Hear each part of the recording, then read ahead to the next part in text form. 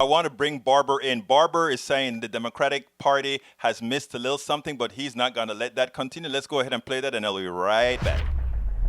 Did the DNC do enough to offer those voters an alternative vision to Donald Trump? Well, certainly it was good to talk about jobs, but listen, it is critical, Jonathan, for the DNC to engage poor and low-income voters. It's morally right, it's economically right, and it's numerically right. Since COVID, millions have been added to the already shameful number of 140 million poor and low-wealth people, 43% of this nation, 700 were dying a day before COVID. So the question is, what are you really willing to talk about openly?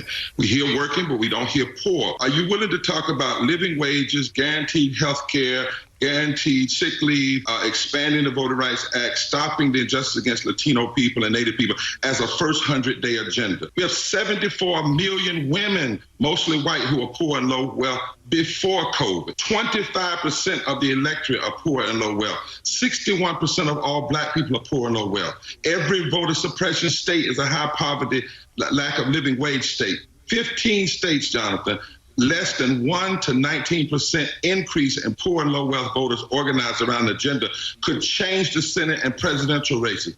How can you not say the word poor? How can you not talk about low income specifically? And that is the critical thing that Democrats, I believe, better understand. Dems will say poverty when they're in an audience of poor and low wealth people, but when they get before the world, somehow they can only say working. Well, 62 million working Americans are poor and low income, and many of them have not voted because they have not heard their issues or they have not been talked to. I have heard you make that argument many times. Why don't politicians, Democrat and Republican, use the word poor? You're trapped in a neoliberalism vision of the world. If on the Republican side, they racialize poverty, on the Democrat side, they run for poverty or they use these metaphors. I'm not always sure why. I know I've been told the consultants tell them not to. They tell them poor people don't want to hear the word poor. That is foolishness. If you want to have a massive reckoning and a reconstruction, it requires expanding the electorate and engaging poor and low-income voters. That's where the expansion is. That's where the power is. All the states that Trump won can be changed by organizing the poor. And it doesn't take everybody. It's less than 19%, Jonathan. And one other thing, Jonathan, one of the things I don't understand, and right in September, we are organizing a Voting is Power Unleashed. Hundreds of thousands of poor and low wealth people are coming together to train ourselves on voter protection and voter participation, because we're not going to be silent anymore. When Democrats refuse to address this, you talked about the Southern strategy.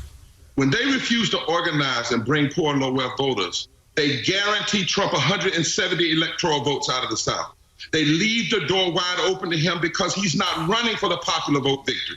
And by leaving so many poor and low wealth people off the table by name and by issue, they also get 26 seats guaranteed toward a Republican Senate majority.